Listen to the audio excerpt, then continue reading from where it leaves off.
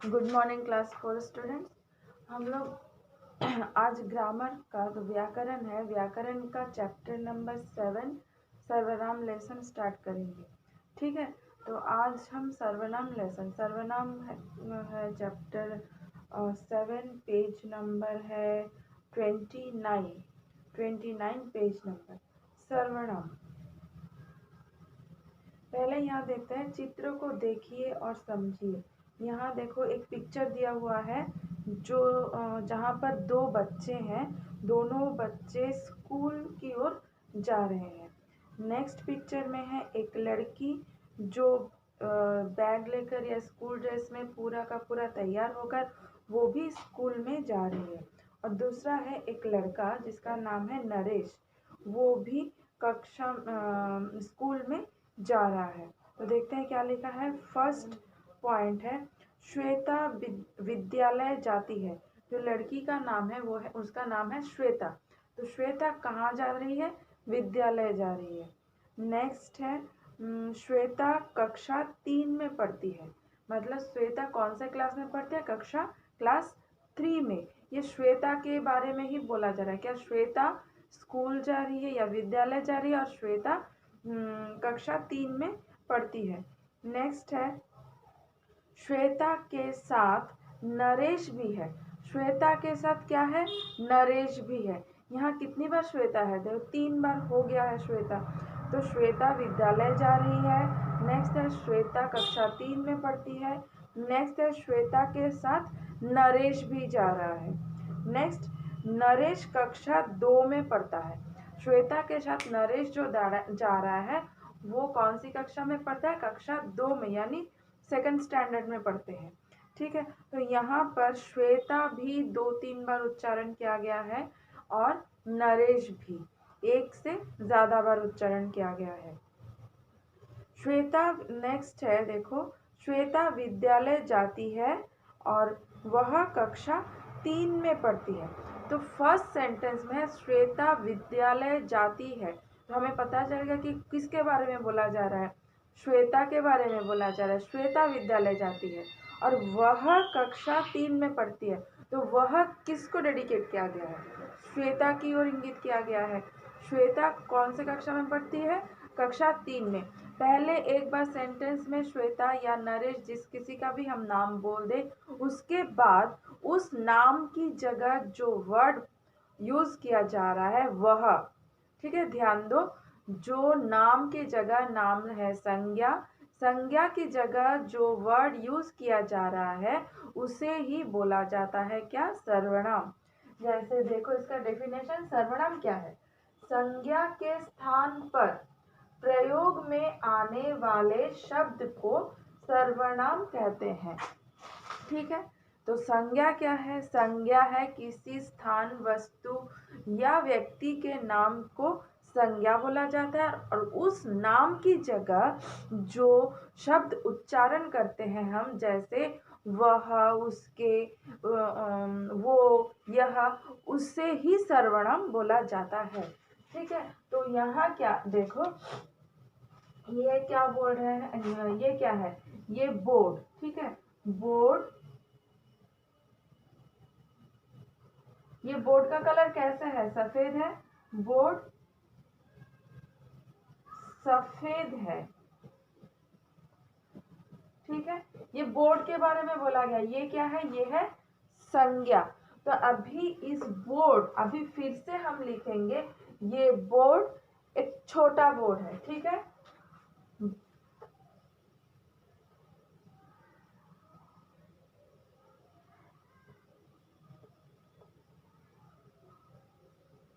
छोटा है।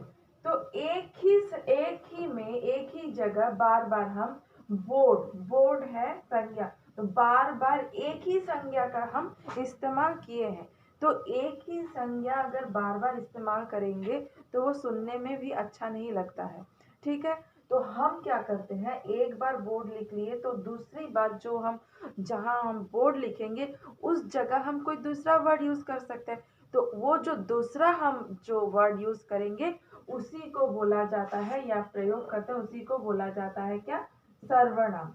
ठीक है, तो ये बोर्ड की जगह हम क्या कर सकते हैं, यह बोर्ड सफेद है,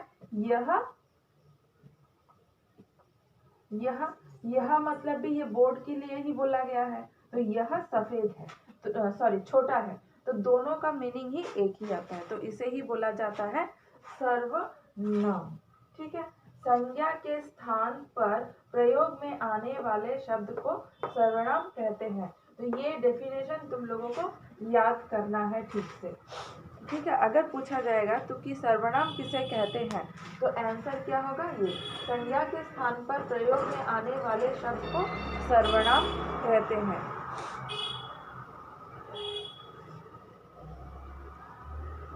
अब नेक्स्ट पॉइंट है, उसके साथ नरेश भी है, वह कक्षा 2 में पढ़ता है। तो फर्स्ट एग्जाम्पल तो हम देख लिया, नेक्स्ट एग्जाम्पल है उसके साथ नरेश भी है, तो उसके देखो, उसके भी किसके लिए यूज किया गया, श्वेता के लिए। श्वेता संज्ञा शब्द को हटाकर उस जगह एक सर्वनाम शब्द प्रयोग किया गया है, जो सर्वनाम शब्द क्या है, उसके। ठीक है, सर्वनाम शब्द प्रयोग किया गया, जिससे भी हमें पता चलता है कि उसके जो सर्वनाम है, उस सर्वनाम कौन से संज्ञा के लिए बोला गया है। नेक्स्ट है, वह कक्षा 2 में पढ़ता है, तो वह कक्षा, वह भी किसके लिए बोला गया, वह भी है एक सर्वनाम। जो सर्वनाम किस संज्ञा के लिए बोला गया है, वो है नरेश है, जो संज्ञा शब्द जिसके स्थान पर सर्वनाम वह प्रयोग किया गया है। नेक्स्ट पॉइंट यहाँ देखो समझाया गया है, श्वेता, श्वेता है संज्ञा, और वह और उसके, ये श्वेता के स्थान पर सर्वनाम शब्द है। नेक्स्ट है नरेश, नरेश है एक संज्ञा शब्द जिसके स्थान पर वह और वह प्रयोग किया गया है। ठीक है, नेक्स्ट है डेफिनेशन इसका, जो मैं यहाँ पहले ही दिखा दी हूँ। अब देखेंगे हम सर्वनाम के भेद, मतलब काइंड्स ऑफ प्रोनाउन। तो सर्वनाम के भेद क्या क्या होते हैं, सर्वनाम के मूलतः 6 भेद होते हैं, 6 भेद होते हैं सर्वनाम के।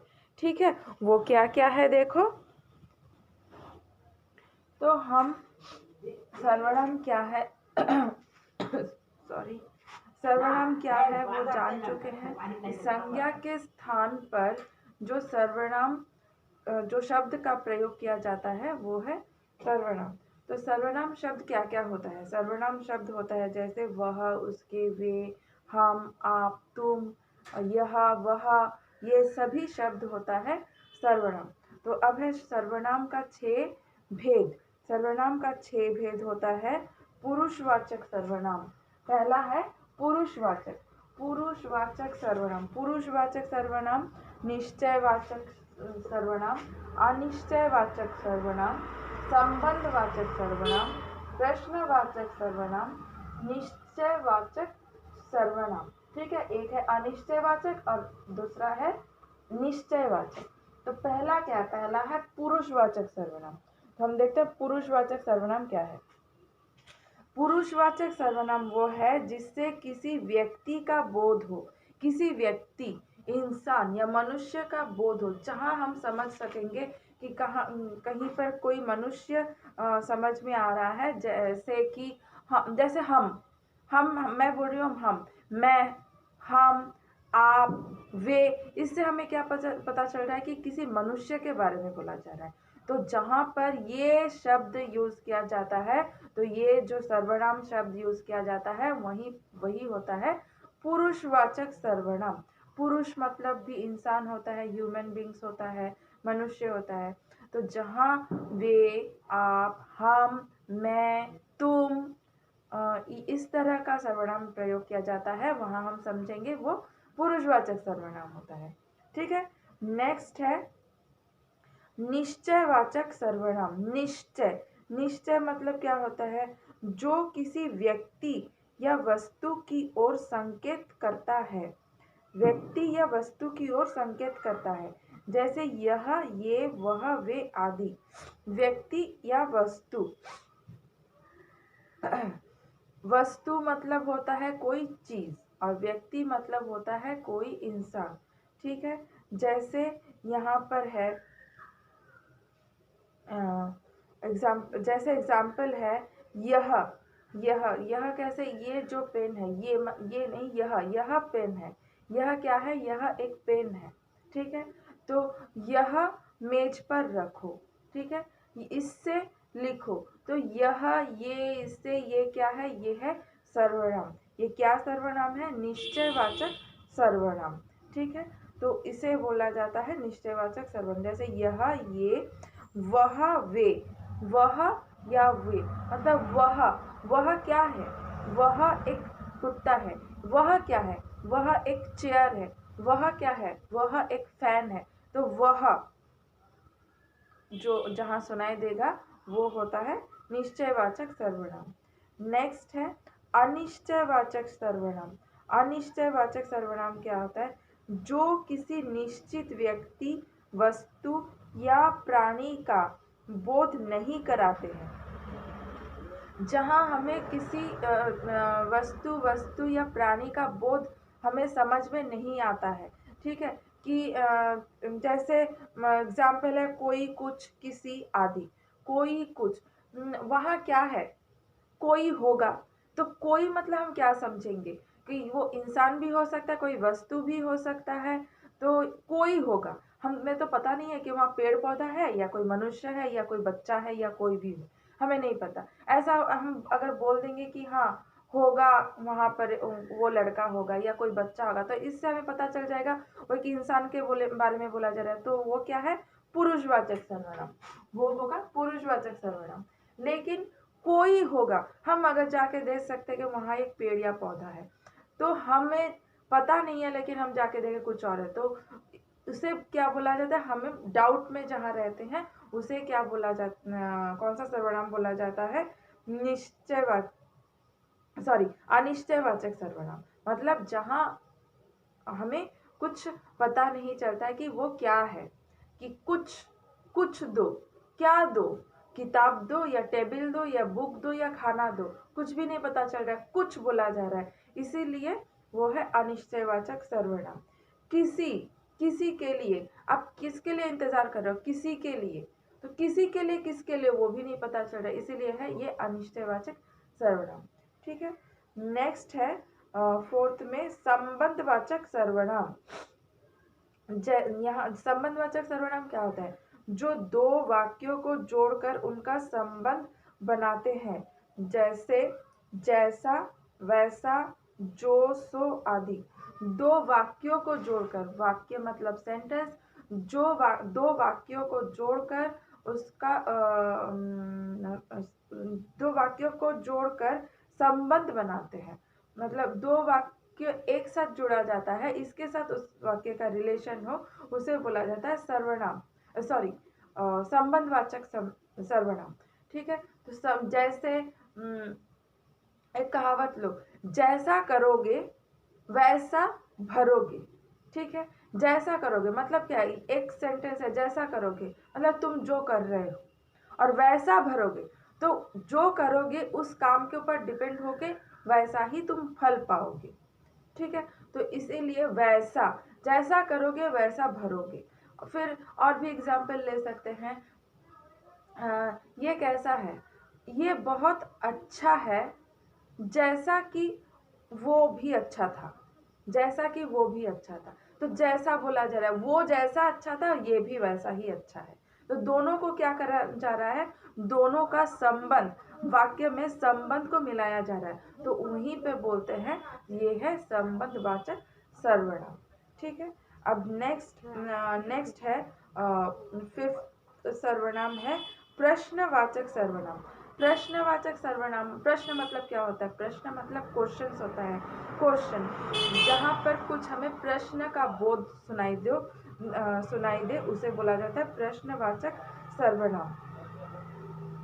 जैसे यहाँ डेफिनेशन क्या है देख लें एक बार, जिसका प्रयोग प्रश्न करने के लिए किया जाता है, जैसे कौन, क्या, कैसा, किसको आदि सॉरी।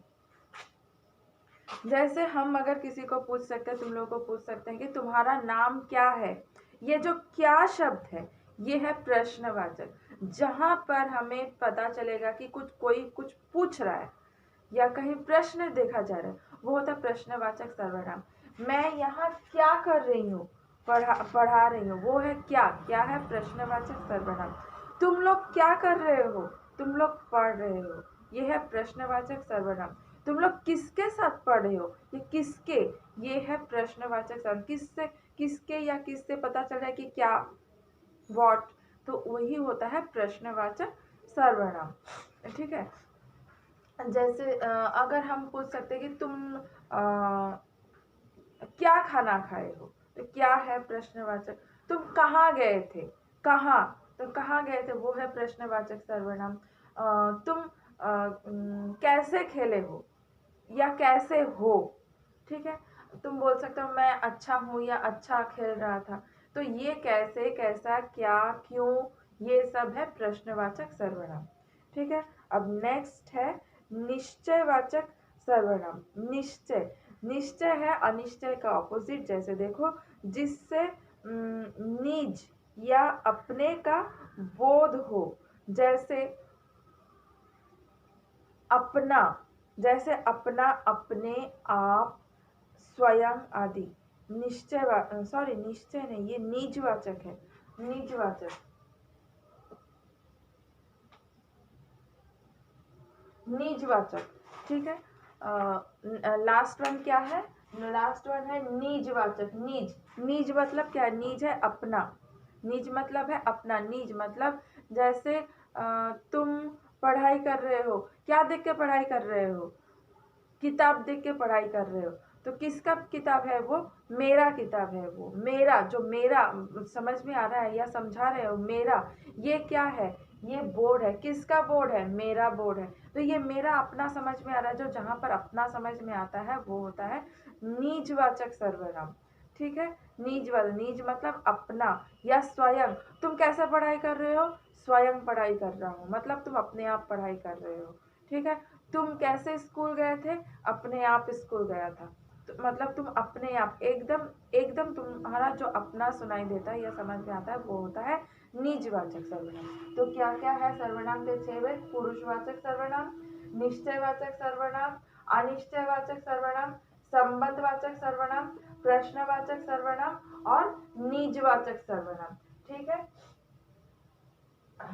निश्चय मैं 2 बार लिख दी थी गलती से, ये निश्चय नहीं, निश्चय है सेकंड में निश्चय, थर्ड में अनिश्चय, फोर्थ में संबंध, फिफ्थ में प्रश्नवाचक और सिक्स्थ में निजवाचक। ठीक है। तो ये है सर्वनाम के बारे में हम आज पढ़ चुके हैं। ठीक है। Thank you.